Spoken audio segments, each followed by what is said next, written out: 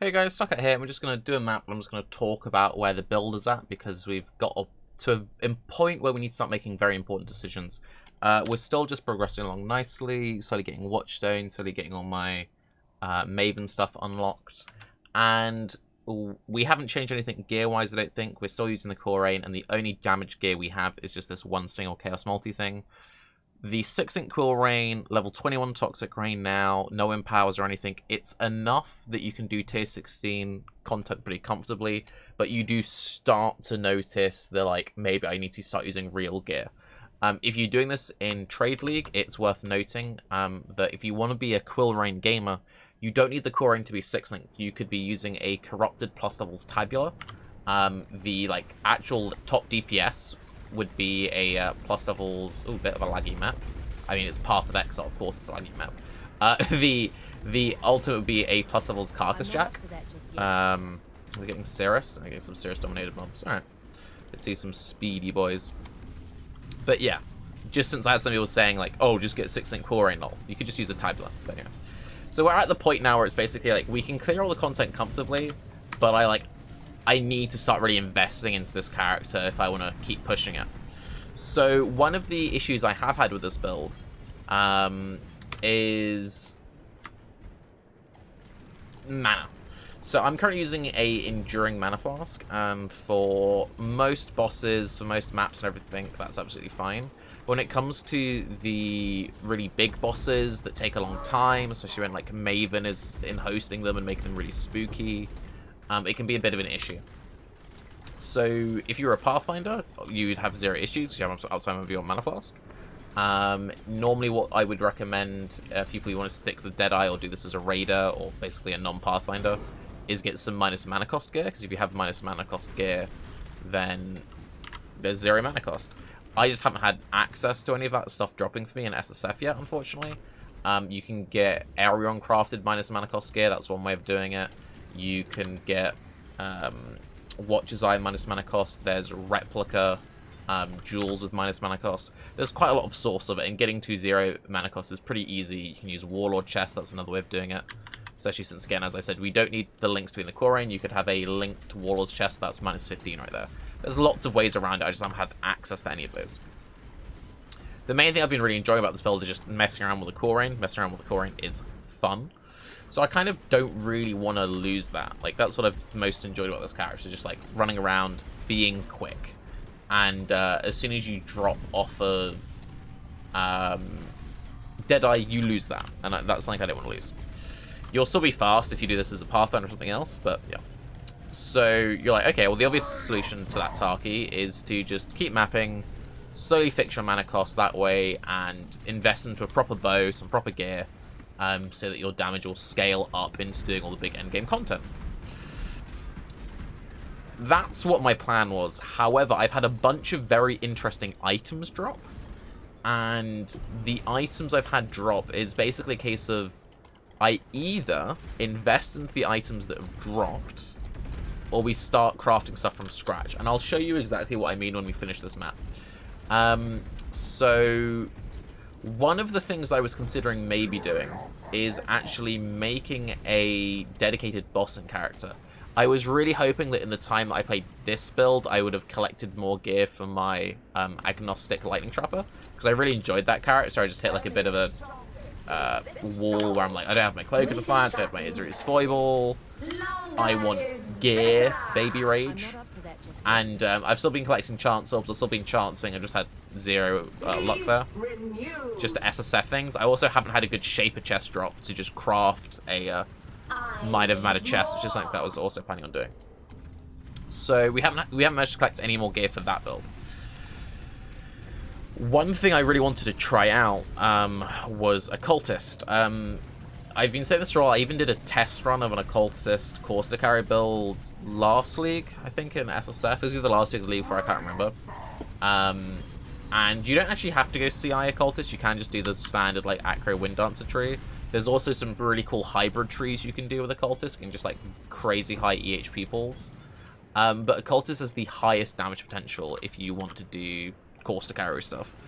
And I really like Corsa carry for bossing. I find it the most comfortable bossing ability, because you just drop it on the floor, you run around in circles, there's zero screen clutter.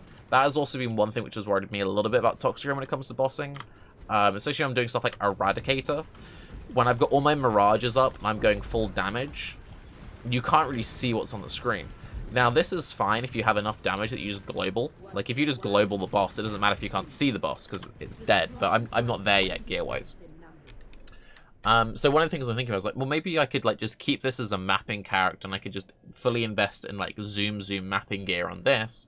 And then I could make just, like, a dedicated super regen, super high EHP tanking character that we just use for tanking on. So I was like, yeah, I guess that could maybe be an option. So then this dropped for me earlier, which is a +3 Maraketh bow with bow attacks, fire, and additional arrow. It doesn't have an open prefix for crafting Chaos Multi on it, sadly. But it'd be very easy to fix this bow with Harvest. I would either just need to get a remove augment or a remove add cold. Remove add cold would give me a 50-50 chance of either replacing the flat cold with flat cold again, or replacing it with cold res. If replacing it with cold res, we could just craft .multi on there. Remove cold would obviously just solve it. And if I got really desperate, I could always just YOLO annul it. And it would actually be a 50-50 annul. The +1 additional arrow is really nice quality of life. It's basically just AoE for Caustic Arrow, but it isn't needed. So YOLO annulling it, if it did hit the bow attack side additional arrow, would really suck, but it wouldn't actually be that big of a deal. So it actually wouldn't be that bad to YOLO annul if I just got randomly frustrated with it, in a case of like, I can't get this to drop. I wouldn't be in any rush to do that, because I already have a 5-link Silver Branch with the Silver Branch Prophecy, and I've got like a bunch of just random other bows. I also locked my way into an eye level 83 Elder Citadel bow. So I had the eye level 83 Citadel bow on my filter. It dropped just like uninfluenced, and I was just using it to level up my empowers, my lightens, and my hearts, as I put craft quality gems you can see on there. And I said if I ever get a harvest add influencer weapon, I will throw it into this bow, and if it gets an Elder bow, I'm gonna play that. Like this is a bow I've had since my first build. I picked it up like day 2 or something.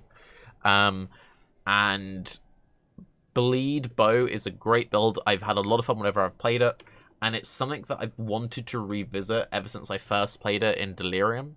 But I've always been very hesitant of farming the Elder Bows in SSF, because getting the Elder Bow in SSF is a real bastard. But I've got the Elder Bow now, and I've also got a bunch of Fizz Dot mediums, and that is a really good bossing build. Same thing with Caustic Arrow, 0 visual clutter. You just apply the bleed, run in circles. Super safe, you can go full regen, you can get like Call to Arms, Enduring Crowd left click. Really, really tempting.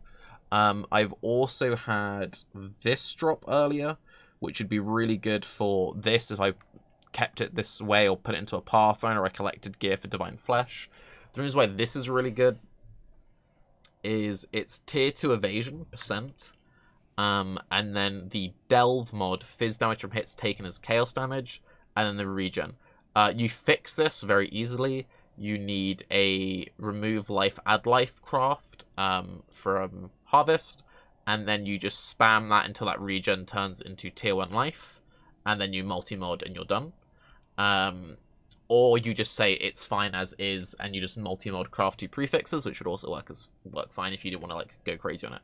The reason why this is really important is you can get this mod on chest piece as well, and you can get like a total of 25% of physical damage from hits taken as chaos damage. You cap your chaos res, you run Divine Flash, and then suddenly 50% of the LE damage you take gets converted into chaos. You have like 80 max chaos res. And then, like, 25% of the physical damage from hits you then take as chaos damage. And then you have, like, Wind Dancer and all this other stuff. Like, yeah. So I've basically, like, all these items just started dropping for me. And they kind of been, like, dragging me in different directions. I also hit this earlier. Sadly, this is low level. It's only eye level 74. You need eye level 82, I think, to get the plus level on Hunter enemies.